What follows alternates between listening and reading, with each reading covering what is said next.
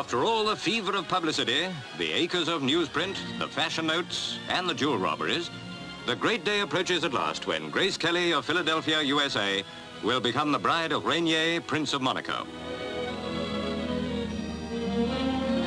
Wedding gifts have come from all over the world. Gifts in gold and silver, jewelry and fine porcelain. Presents from kings and queens, presidents and commoners, movie magnates and millionaires.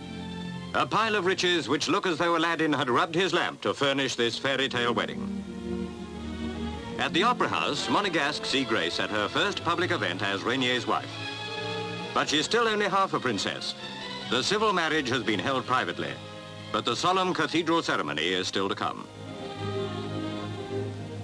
On the wedding day, the Mediterranean sun shines as brilliantly as anyone could wish when Grace arrives on her father's arm, past guards of honor from the visiting British, French, Italian, and American warships.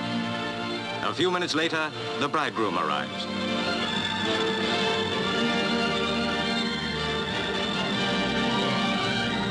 Now, almost for the first time in months, the blare of publicity is silenced in the beauty and dignity of the nuptial mass.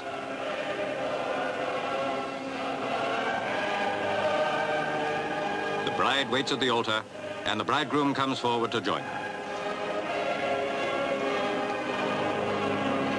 A quick smile from the prince, and the ceremony is due to begin.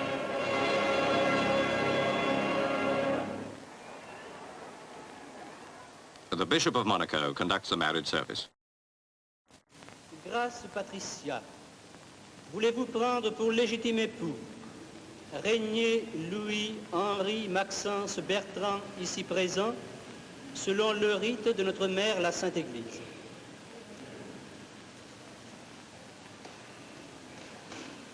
Ego conjugum vos in matrimonium, in nomine Patris, et Filii, et Spiritus Sancti.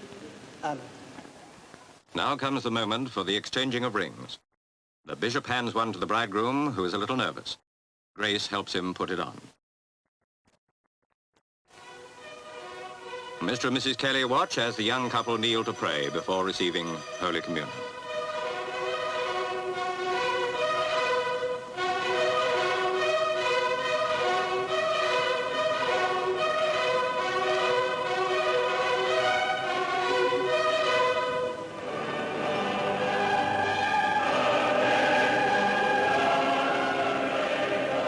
The wedding is over, and Prince Rainiero's bride is no longer Grace Kelly, but Her Serene Highness Princess Grace of Monaco. The nervous tension of the last few days begins to relax as the prince and princess leave the cathedral to greet their cheering people. An open Rolls-Royce waits to drive them on a tour through the streets of Monte Carlo. As handsome a couple as any teller of fairy tales could have described.